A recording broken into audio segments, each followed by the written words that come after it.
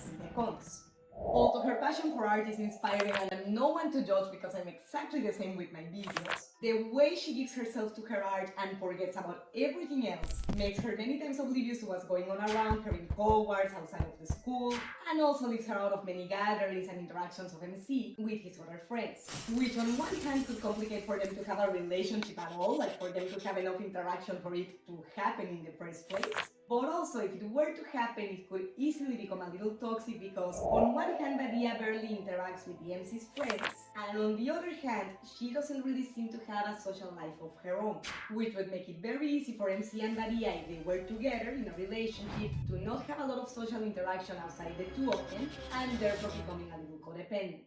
Whether it's due to cultural reasons or her introspective nature or both, the fact that Badea hardly ever shares anything about her personality, her likings, her thoughts, or anything for the matter, would not only make it difficult to have a relationship with her, like a romantic relationship, but also even a friendship, because getting to know the person as a whole and not only the parts of them that they like to show is crucial to be able to have a healthy relationship of any kind. And sadly, Badea only shows authenticity and vulnerability when she is under pressure, which would make it difficult for the MC to have a natural relationship with her if she doesn't feel the confidence to be authentic in a consistent way.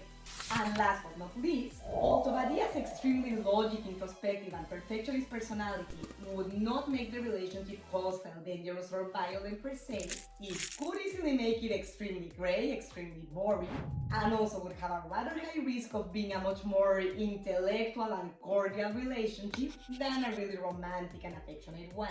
Or even worse, given how busy she constantly is, it could cause a relationship to barely be a relationship at all. You know, the typical couple that are together but just by title, boyfriend, girlfriend, or girlfriends, whichever is the case, but never seeing each other, never talking to each other, never spending quality time, and never having any kind of physical affection, which for a pair of acquaintances is fine, but for a relationship it's horrible.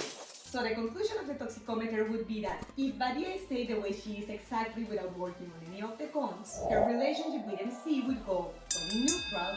to toxic. Or if on the contrary she and MC could reach a happy medium where she can continue doing her art but she also gives quality time to MC and they hang with friends every now and then, in that case they would go from neutral to a solid good couple, helping each other grow and overcome their fears, encouraging each other to leave their comfort zone.